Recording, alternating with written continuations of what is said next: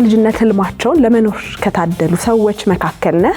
መጀመሪያ አየር መንገድ ወድቄ ነበር ባይዘው ለኢትዮጵያ አየር መንገድ ወደ 26 አመት አካባቢ ሰርታ ከመሬት በጣም ቅርብ ነኝ። ከፊት ለፊቴ ትልቅ ደመና አለ። ብገባ ደመናው ሊያሸንፈኝ ይችላል። ብዙ ጊዜ ባለቤትን በጣም ስታመሰግናት ነው የምትሰማው። በፊት ለምሳሌ ከጎረቤት እንትና አቀርቡልኝ ይባል ነበር አለ ዘመን ተሻሽሎ አሁን ደግሞ እዛ ጋር ትፍቂና ካፕቴን እንደው የኔ የህይወት መርህ ነው በቃ በዚህ ምንም ማልደራደርበት የኔ የህይወት መርህ ነው የምትለው ነገር አለ? ትልቁ ቫልዩዌ የኔ እምነቴ ነው። የተባረከ ለተሰንበት ይሁንላችሁ። የልጅነት ምኞቱ የአውሮፕላን አብራሪ መሆን ነበር። ከዛም በኢትዮጵያ አየር መንገድ ደግሞ ለ26 አመታት የአውሮፕላን አብራሪ በመሆንና በተለያዩ ኃላፊነቶች ላይ ሰርቷል። ካፕቴን በህሩዲን አብዱ ሐሰን እንኳን ደህና መጣ። እንኳን ደህና ቆየሽ። እንግዲህ የፊታችን ማክሰኞ ታላቁ የመውሊድ በዓል ይከበራል። ከወዲሁ እንኳን አደረሰህ ለማለት እወዳለሁ። እንኳን አብሮ አደረሰን። ቢስሚላሂር ረህማኒር ረሂም። መልካም ምኞቴን ልግለጽ ብዬ ነው። አልሐምዱሊላህ ረቢል ዓለሚን ሱብሃነላሂል አዚም ወቢሐምዲሂ አደደ ኸልቂሂ ወሪዷ ነፍሲሂ ወዚነተል አርሺ ومداد كلماته ومبلغ علمه وآياته اللهم صل على سيدنا محمد الفاتح لما خلق والخاتم لما سبق ناصر الحق بالحق والهادي إلى صراطك المستقيم وعلى آله حق قدره ومقداره العظيم لعند شي 501ኛው የመውሊድ በዓል የሐቢቡና ጀነቱና ቁረተል አይኑና ሲረል ውጁድ ቅብለተ ሽሁድ በዓል እንኳን ለመላው የእስልምና እምነት ተከታዮች አደረሳችሁ ማለት እወዳለሁ። አመሰግናለሁ። የብስቲ በመውሊድ በዓል ምን የምታስታውሰው ገጠመኝ አለ በልጅነት? የመውሊድ በዓል ከልጅነታችን በጣም የምንወደው በዓል ነው። ምክንያቱም ነብዩ ሰለላሁ ዐለይሂ ወሰለም ልጆቻችሁን የነቢን ውዴታ አስተምሯቸው ይላሉ። አንደኛው ከሰጡት ወሲያ ኑዛዜ ውስጥ ነው የነብዩ ሰለላሁ ዐለይሂ ወሰለም መውደድ ፈርድ ነው፣ ዋጅብ ነው። አረብኛው ቃል ምንድነው? ግዴታ ነው። ስለዚህ መውደድ ግዴታ ከሆነ መውደድ ከልጅነትሽ ጀምሮ ካላስተማሩሽ ካደግሽ በኋላ ትንሽዬ ያዳግታል። መውደድ ይቻላል ግን ያዳግታል። ስለዚህ በዛ ምክንያት ወላጆቻችን ከልጅነታችን ጀምሮ መውሊድን ሲመጣ የነብዩን ውዴታ እንዲያድርብን በተለያየ መልኩ ይገልጹታል። ለእኛ በልጅነታችን ከረሜላ እኔ ሱቅ ከረሜላ ምን በላበት ቾኮሌት ምን በላበት ጣፋጮች በደንብ ለስላሳ ምን ጠጣበት እንደዚህ ነው በልጅነታችን እና በጣም እንወደው በዓል ነው። እንግዲህ ካፕቴን ለኢትዮጵያ አየር መንገድ ወደ 26 አመት አካባቢ ሰርተሃል አይደለ? አሁንም አውሮፕላን ታበራለህ፣ ሌላም ደግሞ ስራዎችን ደርበህ ትሰራለህ።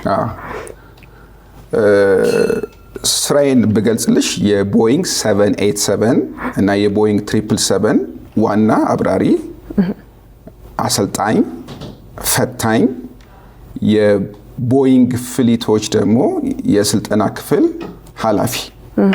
ስለዚህ እበራለሁ ማለት ነው። ዋና ስራዬ ማብረር ነው። ጎን ለጎን ኃላፊነቶችን ደርቤ እሰራለሁ። አንተ እንግዲህ የልጅነት ህልማቸውን ለመኖር ከታደሉ ሰዎች መካከል ነህ። ግን ደግሞ ድልም ብቻ አይደለም የራስህ ጥረት አለበትና ያንተ የህይወት አመጣጥ ለብዙ ሰዎች አስተማሪ ነው ለሁላችንም። እና እኔ ምን አሰብኩኝ ያንተን ህይወት ሳስበው ህይወት እንደ በረራ ነች ብዬ አሰብኩ። ወይም ደግሞ ከአንድ ቦታ ወደ አንድ መዳረሻ እንደምናደርገው አይነት በረራ ነው። ምክንያቱም ህይወታችንን እንግዲህ ሆነ ነገር ስናስብ ልክ አንድ አውሮፕላን ከአንድ ቦታ ወደ አንድ ቦታ ለመሄድ እንደሚያደርገው ሁሉ ከመጀመሪያው ቅድመ ዝግጅቶች ይኖራሉ። በበረራ ወቅት የሚያጋጥሙት ነገር መሃል ላይ የሚፈጠሩ ብዙ ነገሮች አሉና ከዛ ጋር እስቲ አያይዘን ያንተን ህይወት ብናየው ብዬ አሰብኩኝ። ካፕቴን ስለሆንኩ ነው እንዳትል። ጥሩ ሐሳብ ነው። ምክንያቱም የተጓደኘ ነው። ምንድነው ሪሌት ማድረግ ይቻላል። ህይወትን እንደ በረራ አይቶ ራስን እንደ አብራሪ ቆጥሮ ሙሉ ሰውነትንና አእምሮን ደግሞ እንደ አውሮፕላን ቆጥሮ ከኤ ወደ ቢ ከመነሻ መድረሻ ከመወለድ እስከ መጨረሻ አድርጎ ማስቀመጥ ይቻላል። ስለዚህ መጀመሪያ አንድ አውሮፕላን ከመብረሩ በፊት ለበረራ የሚያረጋቸው ቅድመ ዝግጅቶች አሉ አይደለ? ምንድናቸው እነዛ ዝግጅቶች? መጀመሪያ አውሮፕላን ከማብረርሽ በፊት ወይም ደግሞ ያን አሳይመንት ከመውሰድሽ በፊት ብዙ ኢንቪዚብል ስቶሪስ አሉ። የማይታዩ ልፋቶች፣ ድካሞች፣ ጥረቶች፣ ጥቃቅን ስኬቶች ማይልስቶን አቺቭመንትስ አሉ። kind of እንደ ፕሪኮንዲሽንስ ብትወስጂው ማለት ነው። ለምሳሌ አውሮፕላኑ ከማብረሬ በፊት ያለፍኩባቸው የልጅነት ልፋቶች አሉ አይደለ? ጥረቶች አሉ፣ ህልሞች አሉ እና እነዛ kind of preconditions ናቸው፣ necessities ናቸው በረራውን ከመጀመር።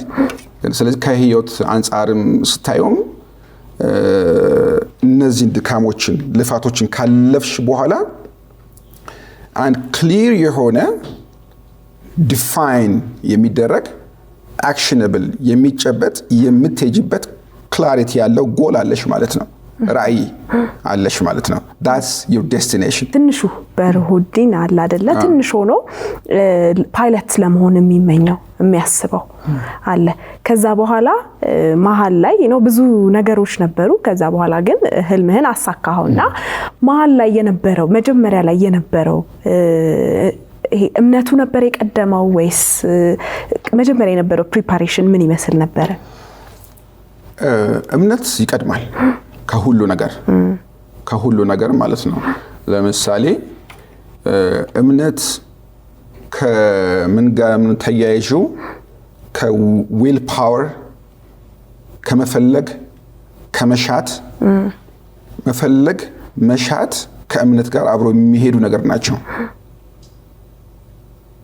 አጥብቆ የመፈለግ አጥብቆ የመሻት አጥብቆ የማመን sky is the limit ብሎ የማሰብ ሊሆን ይችላል። not only spirituality ብቻ ሳይሆን አጥብቆ የመፈለግ እና ይሆናል ብሎ የማመን። ከዛስ ለምሳሌ እኔ መጀመሪያ yes I know I have የተወሰነ ፖቴንሻል አለኝ። ሳጠና ስማር ምን ያህል ጎበዝ እንደሆንኩኝ ራሴን አውቀዋለሁ። ምን መሆን ፈለኩኝ? ፓይለት መሆን ፈለኩኝ። ፓይለት መሆን ስፈልግ በጣም ስለፈለኩ መጀመሪያ አየር መንገድ ወድቄ ነበር ባይዘው መጥቼ ተፈትኜ። በእውነት ኦኬ። ለምንድን ነበር የተወዳደርከው? ለፓይለቲንግ ተፈትኜ ወድቄ ያለኝ። ስወድቅ ፈተናውንም አልጨረስኩትም ነበር። ብዙ ነበር ፈተናው። በሁለተኛው አቴምፕት ነው ያለፍኩት። ኦኬ። እና ምክንያቱም የኮሚትመንት ነው የመፈለግ ነው። ስለዚህ አይቻለው ምን ሊመስል እንደሚችል የፈተናው አይነት። ስለዚህ ተመልሼ ስመጣ በደም ተዘጋጅቻለሁኝ እና ከዛ በኋላ ፈተናውን አለፍኩኝ። ስለዚህ የተወሰነ ፖቴንሻል አለኝ፣ ፍላጎቱ የበለጠ ፍላጎት አለኝ፣ እምነቴ በየው። ከዛ እሱን ለማሳካት ደግሞ መንቀሳቀስ ነበረብኝ፣ መሞከር ነበረብኝ። ኢትዮጵያ አየር መንገድ ሲያወጣ የክፍት ቦታ ማስታወቂያ ሲያወጣ ሄጄ ተወዳደርኩ ማለት ነው። ሂደት ከዛ ደግሞ የምንፈልገውን ነገር ካገኘን በኋላ ልክ አሁን አውሮፕላኑ ተነስቶ በረራ ላይ ሆኖ አሁን ስሙዝ የሚሆንበት ታይም አለ አይደለ? እዛ ላይ ደግሞ ነገሮች እንዳሰብናቸው ሁሌ ይቀጥላሉ ማለት አይደለም አይደል? የሆኑ ነገሮች ያሰብናቸው ነገሮች ሲመቻችሉን አንዳንዴ ሁሌ በዛው የሚቀጥሉ ይመስለንና እንዘናጋለን። ያንን ጊዜስ እንዴት ነበር አንተ ያለፍከው? አውሮፕላኑ ሊነሳ ሲል ወደ ኋላ ይገፋል ወደ ኋላ። ኦኬ። የሚገፋው አውሮፕላን ከሱ በሳይዝም በሁሉ ነገር ያነሰ ፑሽ ፓክ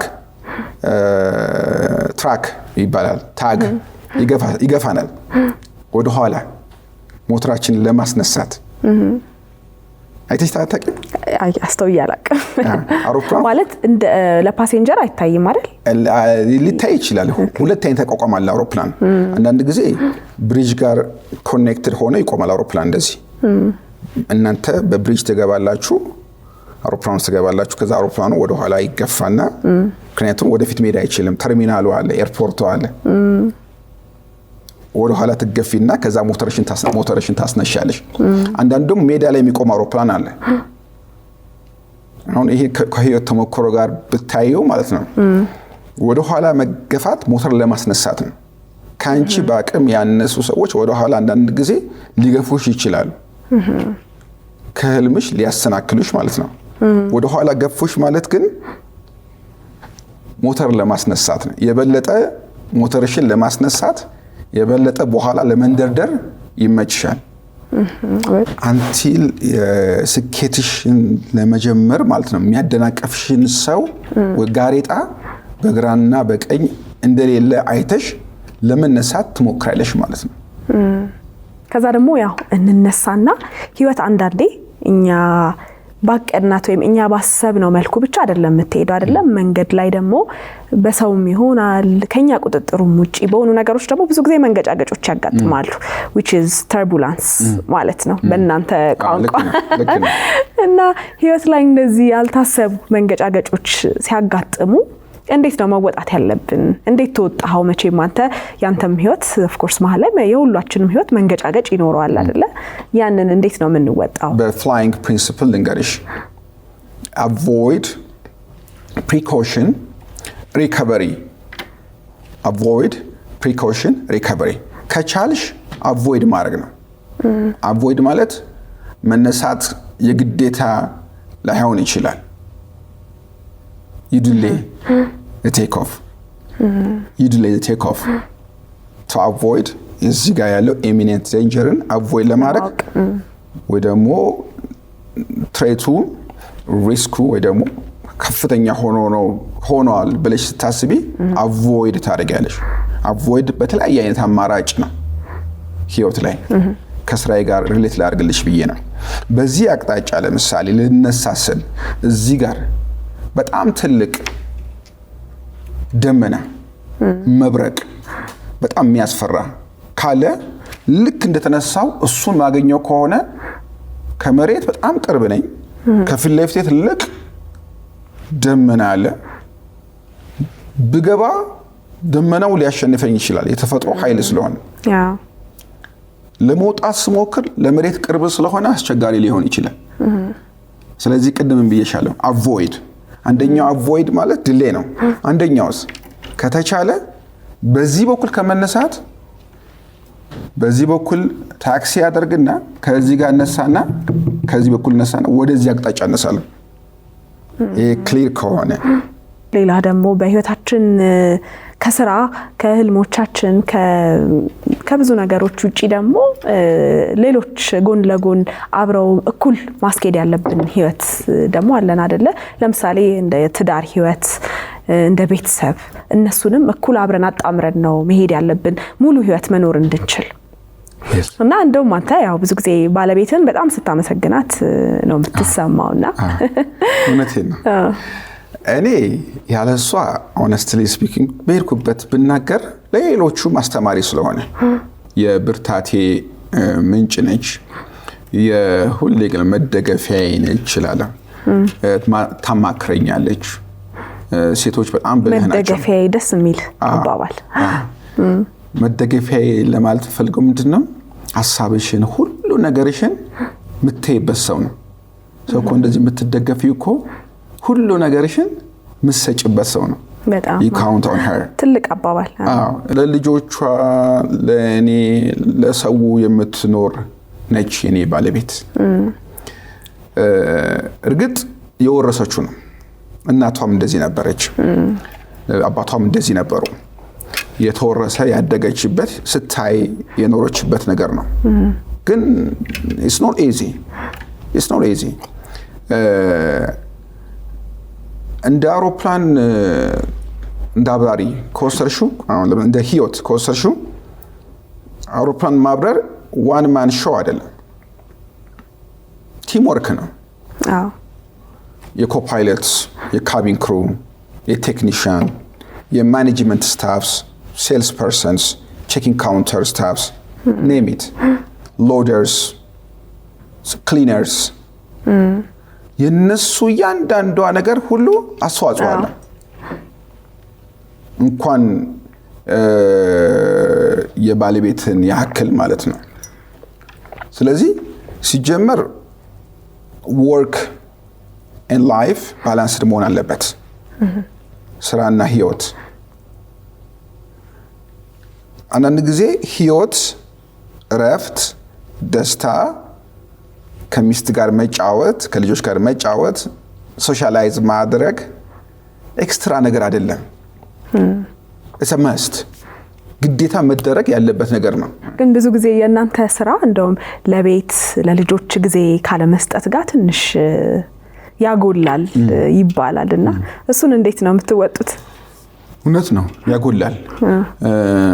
ምክንያቱም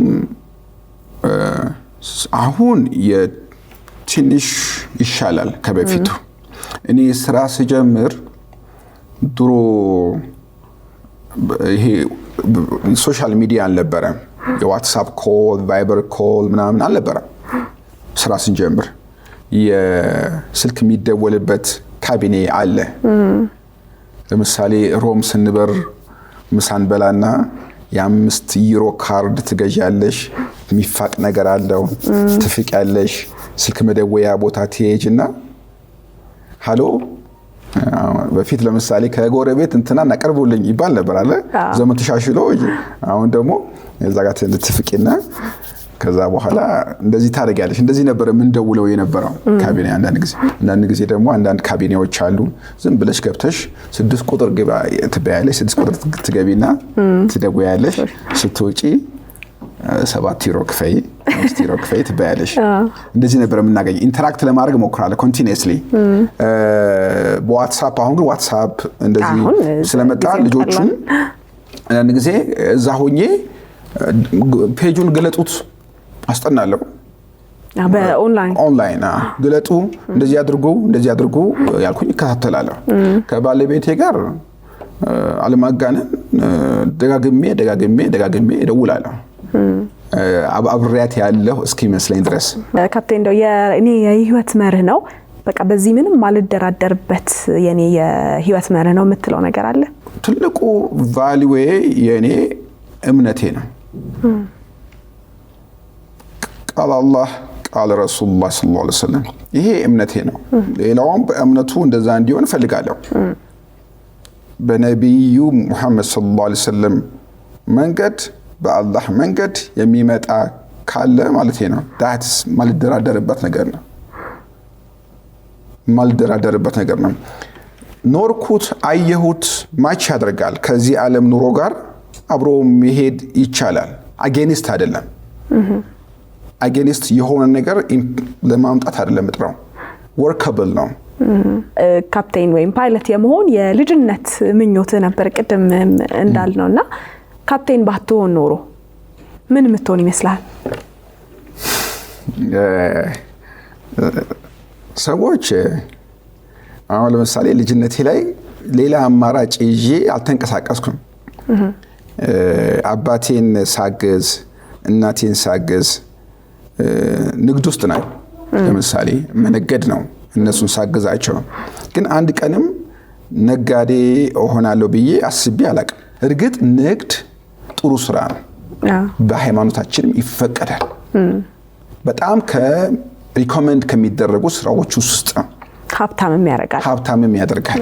ስለዚህ መነገድ ዲስካሬጅ አላደርግም ማለት ነው። እኔ እንደው ስለጠየቅሽኝ ነው ውስጥ ያለ። ስለዚህ አንተ ፓይለት ባልሆን መጀመሪያ የተመረኩት አካውንቲንግ ነው። ታውቂያለሽ?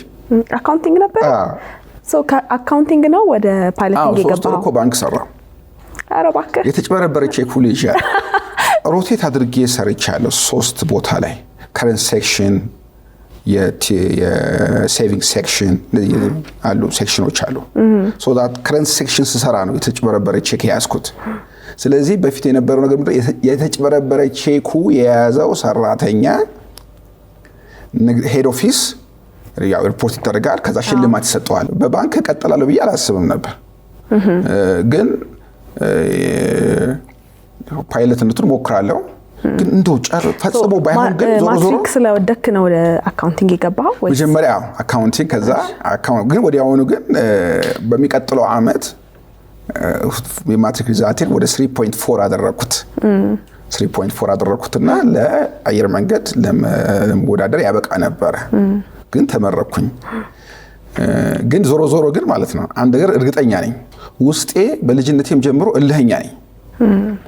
እልህ ውስጤ ያለ አቺቭ የማድረግ የማሸነፍ የመድረስ አለ አይደለ ትልቅ የመሆን በእስልምና ሂማ ወይም ጀዝም ምንለው አለ ዊል ፓወር ስካይ ኢዝ ዘ ሊሚት ስካይ ኢዝ ዘ ሊሚት የሰው ልጅ በቃ ሪፊውዝ የማድረግና የኔ ቦታ የመምረጥ የኔ ቦታ እዚህ ጋር ብሎ የመምረጥ ጉዳይ ነው። ከዛ በኋላ በቃ ለዛ ቦታ ለመድረስ የመፍጨርጨር ጉዳይ ነው። በቃ ይሄ ህልምሽ በስራ በአክሽን ሲታገዝ በጥረት ሲታገዝ በኮንሲስተንሲ በጥናት ሲታገዝ when the opportunity comes አንድ ቀን ትወረወሪያለሽ። እንግዲህ ኢትዮጵያ አየር መንገድ ለ26 ዓመታት ነው የሰራው። ኢትዮጵያ አየር መንገድ ደግሞ የሀገር ኩራት የሆነ ትልቅ ተቋም ነውና ኢትዮጵያ አየር መንገድ ውስጥ ለዚህን ያክል ዓመት በመስራት ውስጥ ምንድነው ትልቁ ያተረፍከው ነገር? የኢትዮጵያ አየር መንገድ የትልቅ ራዕይ አንግቦ ነው የተነሳው። ከ19 ንጉሱ መጀመሪያውን አውሮፕላን ሲያስተዋውቁ በ1945 የኢትዮጵያ አየር መንገድ ሲቋቋም በ1946 የመጀመሪያውን በረራ ሲያደርግ ኢትዮጵያ አዲስ አበባ አስመራ ካይሮ ሲል ራዕዩ አይሹ ከመጀመሪያው ትልቅ ነው። የመጀመሪያ ፍላይት የት ነው የበረረው? አዲስ ጎባ አይደለም፣ አዲስ አስመራ ካይሮ ነው። አየር መንገዱ ለኢትዮጵያኖች ብቻ ሳይሆን ለአፍሪካኖችም እንቁ ነው። ልክ ኢትዮጵያ አየር መንገድ ሰርቶ የሚያሳይ ድርጅት ነው። ግንባር ቀደም ነው። ለብዙዎቻችን ምሳሌ ነው ማለት ነው። ለሚገባ ለኢትዮጵያ አየር መንገድ እንዳልኩሽ እዛው ስትገቢ ፖሊሽ ያደርግሻል። የሥራ ባህል በዩ በትምህርት በዩ በራዕይ ማንነትሽን በደንብ የሚቀርጽሽ በደንብ ኢትዮጵያ አየር መንገድ ሰራተኛ ሆኖ ከኢትዮጵያ አየር መንገድ ሰራተኛ በተለያየ ምክንያት ቢወጣ የሄደበት ሁሉ ውጤታማ ነው የሚሆነው። የሄደበት ሁሉ እና በ24 ዓመት 26 ዓመት ኢትዮጵያ አየር መንገድ በመቆየቴ ራሴን በአበልጽግ ያለው በብዙ ነገር በእውቀት በሀብት በጸጋዎች የምትዩ ማለት ነው። በማንነት በብራንድ በየው ማህበረሰብ ውስጥ ገብተሻል። ኢትዮጵያ አየር መንገድ ሰራተኛ ነው ስትባይ ትከበሪያለሽ፣ ትደመጫለሽ። ለምንድን ነው የምደመጠው? ስላየሁኝ ነው፣ ስለተማርኩ ነው እና ስለተፈትኖ ያለፈ አየር መንገድ ነው ማለት ነው። እና የዛ አካል በመሆኔ ደስተኛ ነኝ። ኢትዮጵያ አየር መንገድ ሻይን እያደረገ ይቀጥላል። ብዙ ወርክ ፎርስ ደግሞ አለ ከስር እኛን አይቶ ያደገ ብዙ ኃይል አለ። እናንተም ደግሞ ሰርታችሁ ብቻ አይደለም ጸጥ ያላችሁት፣ ተተኪውንም ደግሞ አይደለ እያበቃችሁ ነው ያላችሁት። አንደኛ የኢትዮጵያ አየር መንገድ ትልቁ የሀብቱ የሰው ኃይል ነው። የሰው ኃይል ኢትዮጵያኖቹ እንደው በሩጫ እንደምንታወቀው በማብረርም አሁን ታውቀናል። ለአባቶቻችን ለጥንት አያቶቻችን ለንጉስ ከዛ ጀምሮ ይሄን ራዕይ ለሰነቁትና ደም ለከፈሉት ዋጋ ለከፈሉት አጥንታቸውን ለከፈሉት ምስጋና ይድረሳቸው። ደማችን ውስጥ እንዲገባ አድርጓል። ለሌላው ተራራ መስሎ የሚታየው ባይዞይ በሚገባ ማብረር ተራራ መስሎ የሚታየው አይቻልም ነው። ለኢትዮጵያኖችስ ይቻላል። እድሉን ስላላገኘው ነው እንጂ እችላለሁ ነው የሚለው። አብረን አሳየን እኮ። አዎ በጣም በሚገባ ዓለምን እኮ ኦልሞስት ቋጠርን እኮ። አሁን እኮ ኮምፒት የምናደርገው እኮ ከሜጀር ሜጋ ካሪየርስ ጋር ናቸው። ይፈሩናል እኮ። ይሄ እኮ መታደል ነው። መታደል ነው። ጥቁር ሆነች በዛ ላይ ጥቁር በኤቪዬሽን ሴክተር ውስጥ ዳታው ትክክል አልሁን አላቅም 2-3% ነው ዓለም ላይ። ኢትዮጵያኖች ሰክሰስፉል ነን፣ ውጤታማ ነን። የደግሞ አንደኛው ኃላፊነታችን ምንድነው? ተተኪ ማፍራት ነው። ኮቺንግ ስታፍስ ማስተማር እሱ ላይ ነው። ምክንያቱም እሱ የተማረ ትውልድ እስካለ ድረስ አገር ይገነባል፣ መስሪያ ቤትም ይቀጥላል። የሚገባ አለመማር አለማሰልጠን ይሄ የቆመ ጊዜ ነው ትውልድ የሚባክን የሚጠፋው። እንግዲህ ካፕቴን በርሁዲን እዚህ ድረስ ስለመጣ በጣም አድርጌ ነው ማመሰግነው። እኔ ማመሰግናለሁ ሳራ፣ በጣም ነው ማመሰግነው ስለጋበዝሽኝ። ከወዲሁ ደግሞ በድጋሚ መልካም በዓል እመኛለሁ። አመሰግናለሁኝ። አመሰግናለሁ ካፕቴን። እኔ ማመሰግናለሁ ሳራዬ። ቴንክ ከካፕቴን በርሁዲን ጋር የነበረኝ ደስ የሚል ጊዜ ይመስል ነበረ። ፕሮግራሞቻችን ይቀጥላሉ። መልካም ሰንበት። እስከ መጨረሻው ድረስ ከኛ ጋር ስለነበራችሁ እናመሰግናለን። የምናዘጋጃቸውን አዝናኝ ቪዲዮዎች ማየት ከፈለጋችሁ እዚህ ጋር ጠቅ ያድርጉ። ሰብስክራይብ የሚለውን ደግሞ እዚህ ጋር ጠቅ ማድረግ እንዳትረሱ። በቀጣይ ቪዲዮ እንገናኝ።